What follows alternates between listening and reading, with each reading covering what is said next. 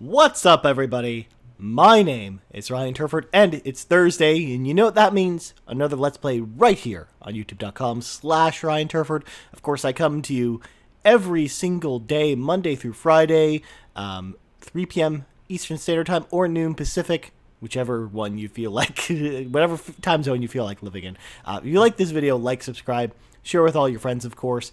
Of course, I bring you videos when there isn't construction going on outside. Because, you know, it's bad news bears, as one would say. So, as you can probably discern from the little screen down here, today, we are playing Far Cry Primal. We're playing it on PS4, but it's available on PC and Xbox One. It's a Far Cry game that takes place in the distant past, where we are basically Neanderthals trying to go through the crazy the crazy space known as life, of course. As you can see from there, I'm about 5 hours into the game. I'm just going to skip all that because it's going to be give away story elements that I don't want to spoil for you. Basically, we're going to go around, though, and we're going to do some missions, find some stuff to do. Of course, maybe even fight some like honey badgers or something. I don't know. We do a lot of things in Far Cry Primal because that's kind of what we do in this game. We just do some things. So first of all, I wanted to play Far Cry Primal because it's a game that I haven't really talked about a lot, even on Game Moose or other podcasts or any other things I've done. And the main reason for that is because I wasn't really super excited for Far Cry Primal before. I didn't really know what to expect from it, especially coming away from Far Cry and not really loving the original Far Cry 4 even. Because I loved Far Cry 3. I think Far Cry 3 is an amazing game. A game that I really got into, that I never really thought I would. So first of all, one thing of note is I'm going to have my animal pet join me in a second here. Or maybe I have to resurrect him since he died. Because you can resurrect him. Now, first of all, you can actually tame beasts in this game. And they will actually come to your side. So this is basically the menu for that. So I have a couple wolves. Basically, I have a jaguar. You can also get different types of wolves. You can get a saber-toothed tiger. You can get bears. You can tame a badger if you can find a badger to tame. But I went with the rare black lion. He's like a mountain lion, essentially. Look at this guy. Look how cute he is. Look, we're gonna pet him. Oh, he's such a cute little cat. Okay, so basically I marked a waypoint on our map. Again, the one thing that people know about Far Cry, especially starting with Far Cry 3 specifically, is of course taking out outposts is one of the most fun things to do in Far Cry. Ooh, we got some dynamic events going on. One cool thing that I like about Far Cry Primal, and this was sort of evident with Far Cry 3 as well, is there are just dynamic events that'll just happen in the world. Just things will happen. You'll just run into guys. I think these guys are actually on my side, which is why we can't do a takedown on them. So we're going to keep heading towards this waypoint that we're going to want to take over from the Neanderthals on the other side of the conflict here. We're literally going to run up to this lady, though, and stab her with our spear. Yeah, some of the takedowns in this game are actually really brutal. Again, I wouldn't expect anything less from a Far Cry game, or even a game set in BC, of course, because, I mean, that's really just a very savage time to begin with. So it totally makes sense. So, as I was saying about Far Cry Primal, it's a game that wasn't really on my radar, and it is a game that I didn't really expect myself to like. But after playing it for a while, I've totally gotten into this game. I love it. Like I said, I'm about 5 hours in. So for the most part, I'm going to try and avoid the story missions because while there's not a ton of story elements, I mean, it's a Far Cry game. Let's be real here. You're not always playing it for the story. The story elements, of course, are worth not spoiling, of course, especially since this is a new game. Yes, there's a goat there. Yes, we could have killed it, but yes, we didn't feel like killing it. Again, I'm just picking up all these plants on the way to the outpost, which is over there. So, what we're going to want to do before we invade this outpost, since we're almost at this location, is we're actually going to scout the location. Now, normally in a Far Cry game you'd have the binoculars, but we don't have binoculars because, you know, they haven't been invented yet. So first of all, we're gonna go into sneak mode. If you press the crouch button, you can totally just sneak around, and enemies usually can't see you unless they're right on top of you. Of course, as you can see, I've already tagged a few. So I'm gonna press up on the D-pad, and it will actually summon my owl companion, and my owl will actually scope out the base and be able to show us where all of the enemies are located. Now, as you can see on the right, there are other abilities the owl has access to. I just haven't unlocked them yet. So I don't actually know what any of them do. I know that you can use it to attack enemies and sort of pick them off if you feel like doing it that way. But I believe you get less experience for doing that because just like when my beast will kill enemies, like my lion, generally the experience is less than if I killed them myself. So generally, you only want to save that for enemies that you know you're going to have a tough time with. So we're going to sneak up behind this guy. This guy, of course, with that horn over his head indicates that if he catches us, he will alert other enemies that will come and invade this space, and then that's bad news for everyone.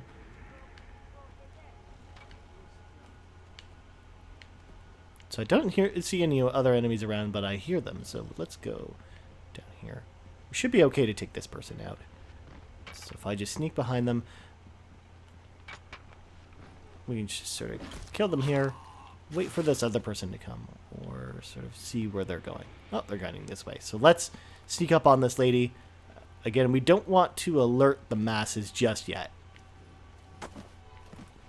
Oh my god, that was brutal. We should have totally just pulled her behind the rock there and then just killed her. So the goal of Far Cry Primal, and what you're actually trying to do in this game, besides, of course, taking out outposts, is you are trying to... You basically have a village, like a village that basically just starts out as a cave, but eventually turns into huts and a bunch of other things. And you're basically trying to recruit people to your village. So the idea is eventually you want to have like a full population in your village, and you get different...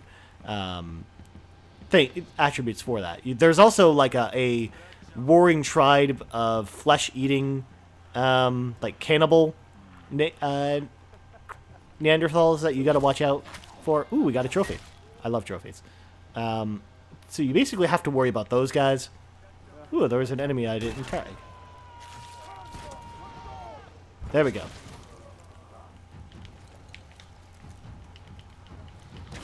We're just going to stab her with our stick here, our pointy stick. Hopefully there aren't any enemies being called, and of course, as I say that, more enemies are being called. This could turn out to be bad.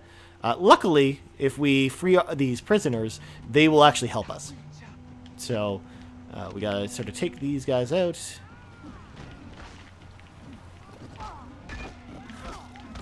And of course, we got the captive kill, but at least... we should have less guys to deal with now. Of course, very similarly to other Far Cry games, you can basically heal yourself by basically snapping bones into place and other things. You also can eat food, and one of the cool things about food in this game is that actually, basically, you'll get different food buffs depending on what type of food you eat. Or even how you eat the food plays a big role into it. It is worth noting that I do have a bow and arrow that I haven't been using. I don't know why, actually. I've just been using my club the whole time. Especially because the bow and arrow is awesome in this game, just as it is in like the other Far Cry games. So we're going to sort of run up this hill because there's a ton of them sort of chasing us. And we do not want to have that many guys on us at once.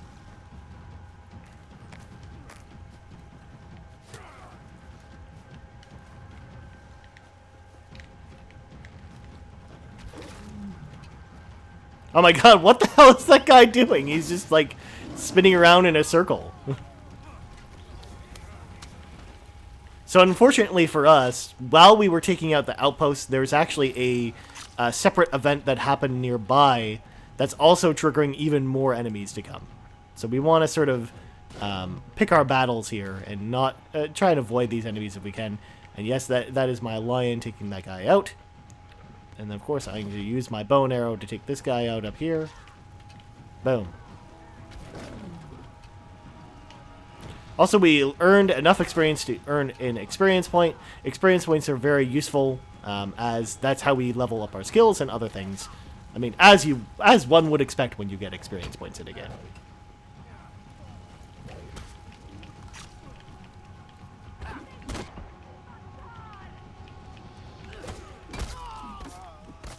Oh my god, there are so many guys right now.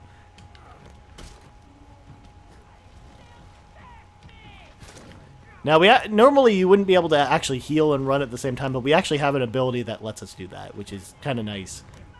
Since it basically lets us sort of back away from enemies and then take them out again.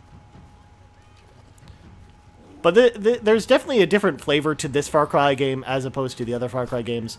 One, because it's not set in modern times, so you don't have guns.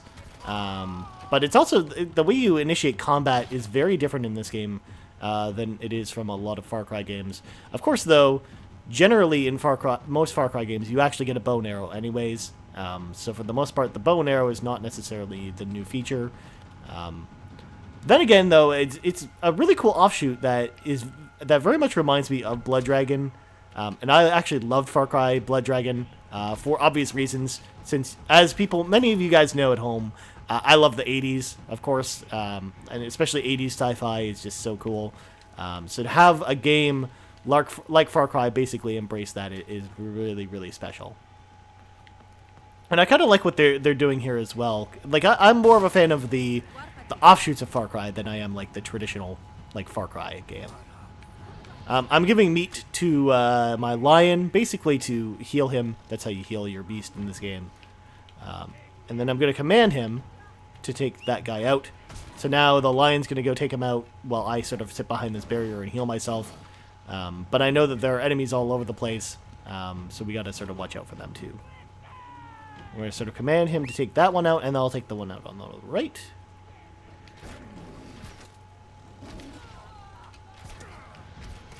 Boom.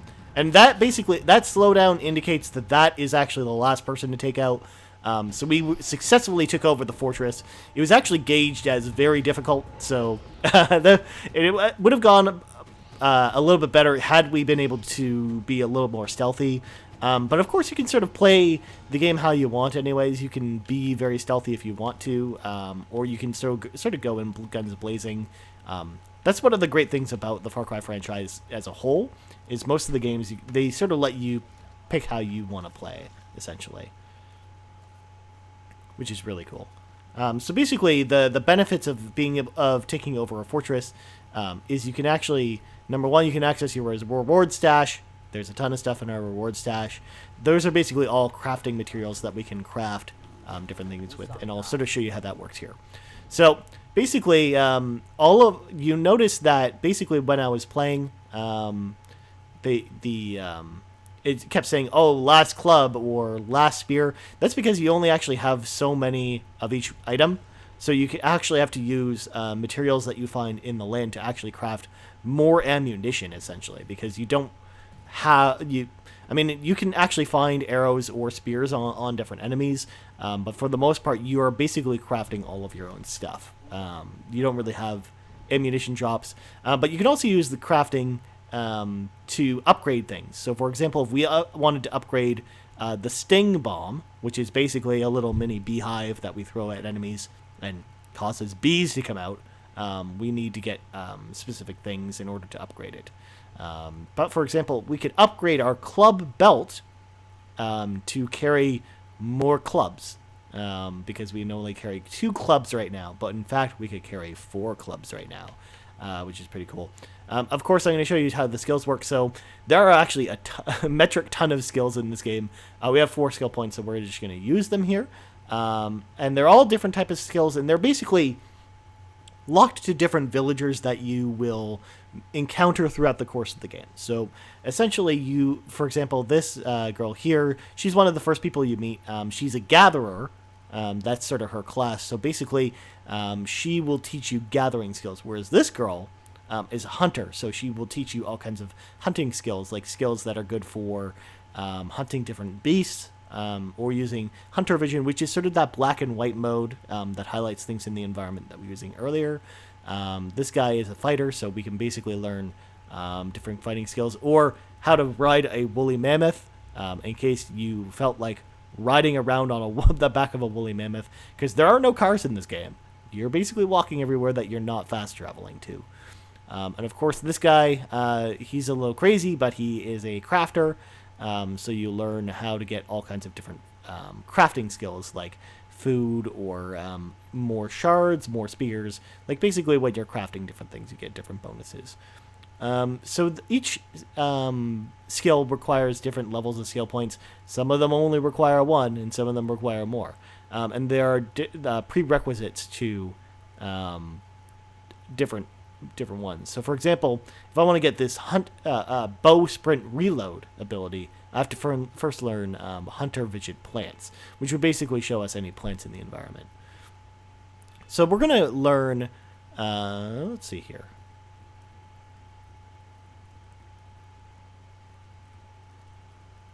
We're going to learn Primitive Heal 2, because what that'll do is it'll basically, when we are healing ourselves, it'll heal more health blocks. And then I'll get this Hunter Vision plants, so we can unlock these two bow abilities, which will be better later on. And I'll show you that basically, I'll just show you crafting real quick. So we'll upgrade to the second club belt, since there's no real reason not to do that. Of course, there are different weapons you can unlock as well that you don't you unlock most of them through the story, but some of them you have to unlock in this menu. For example, the sling. That you'll see the enemies use the slings, but you wonder, hey, how do I get the sling? Well, you actually have to build the sling or the longbow in order to even get it. So let's see if there's anything else we can sort of check out on this map here. So let's go to the map, and of course, this is the big map in Far Cry Primal. Where I was going with that, though, is Far Cry 4's map is very similar to this. So if you played Far Cry 4, you're going to have a similar map. Unfortunately, that's sort of the way that this game was designed, since it was designed sort of in very close proximity to Far Cry 4.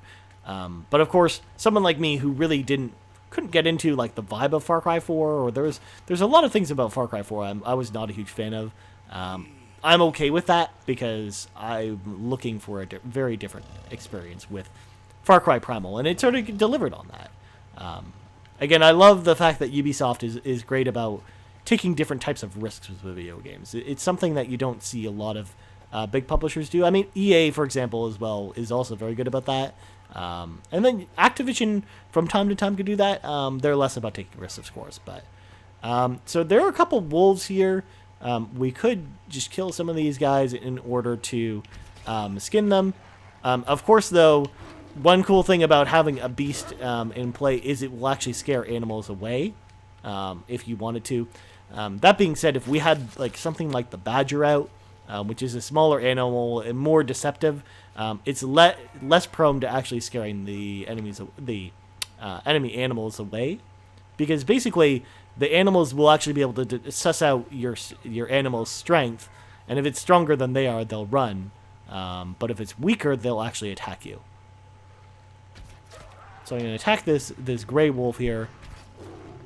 Once again, the wolves are sort of running away. They're not huge fans of us, which is too bad, but that's okay. So we're just going to head towards the next outpost. We'll destroy one more outpost. Again, since we're far enough into the game, I don't want to show you too many of the story missions. And likewise, I'd love for you guys to be able to try it out for yourself. Of course, this is to show the main reason I wanted to do this Let's Play. One, because I've been really enamored with this game. I've been loving it. And I want more people to be able to try it out.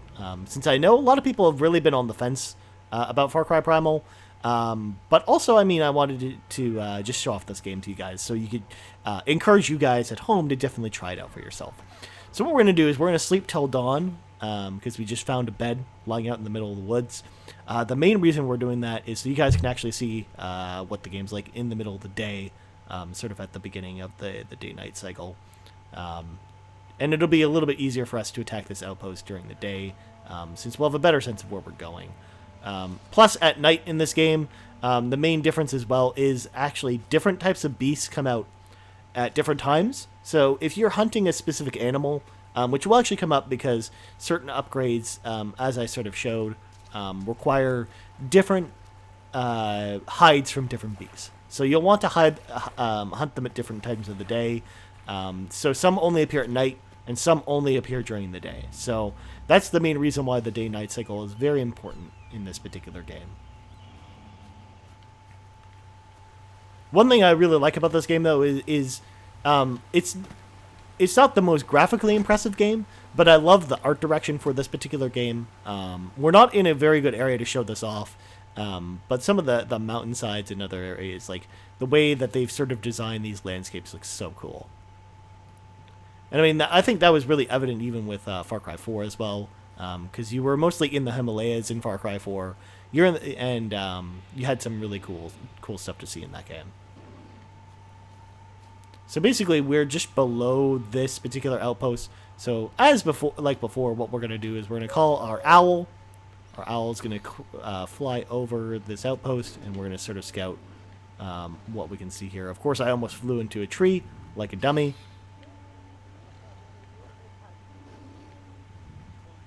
So there's a lot, not too many guys, but a lot of them will go for the alarm if we are not careful.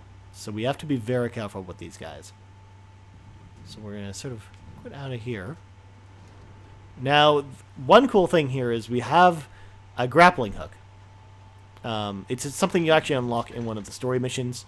So we can actually use the grappling hook to actually climb up the wall here and sort of sneak behind these guys.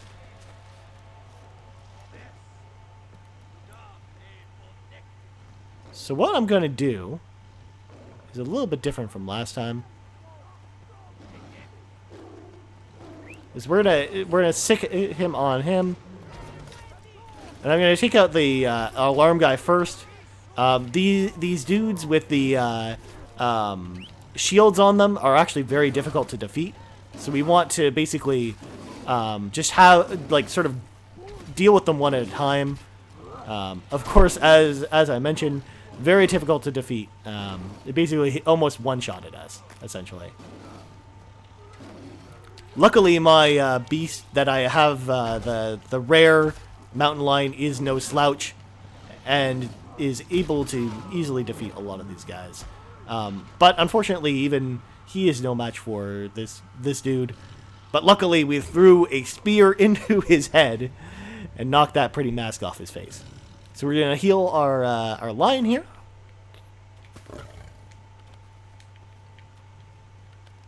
So he's just gonna eat the meat here, and then in order to actually take this fortress for ourselves, first of all, our beast ran away because I want to heal him. Is we actually have to light this pile of logs here. You only have to do that for certain outposts. But not all of them. That south stone, by the way, very rare, which is the reason you see me going for it. We could have actually gone about this different ways. Well, we could have freed this mountain lion and had it take out those enemies for us. But of course, I did not want to do that this time. So we're going to walk over this campfire, or this thing here, ignite our club. So we're going to light our club on fire. We're going to walk up over to this pile of wood, light it on fire, and then the outpost is ours. So once again, the signal that the outpost is ours is the owl comes in and flies around it. Again, you get different animals, like different spirit animals, like the owl, for example, as you progress through the game. Since your character is basically the Beastmaster, like the movie The Beastmaster, that was really bad. So we got more villagers, and as you get more villagers, you get different abilities for your village. Like, for example, if I go to the village here, as the population goes up, you get different attributes. Like 300, I think, is the max. Anyways, that's going to do it for this playthrough of Far Cry 4. I know I didn't give you a ton of time with Far Cry 4, but what do you guys think about... why do I keep calling it Far Cry 4? Far Cry Primal. What do you guys think about Far Cry Primal? Let me know in the comments below. Again, I think it's an awesome game. I encourage everyone to check it out. Again, if you have checked it out already, again, let me know. You can also reach out to me on Twitter. I'm at Ryan Turford. That's Turford. You can also find me on Twitch at twitch.tv/ Ryan Turford. I'm also planning a mini extra live stream at the end of this month. So you're going to want to tune in for details about that next week. You can also find me on the Game Moose podcast. I co-host it every single week with Drew McMillan. You can find us over on facebook.com/Game Moose podcast, on Twitter at game_moose_cast, at www.talkmoose.com, or hey, we're on iTunes. You can check us out on iTunes. Just search for Game Moose, or in the comments, I actually embed the link for Game Moose every single episode that I do. Anyways, that's going to do it for me for Far Cry Primal. I'm Ryan Turford, and you've been watching a video right here on youtube.com/Ryan Turford.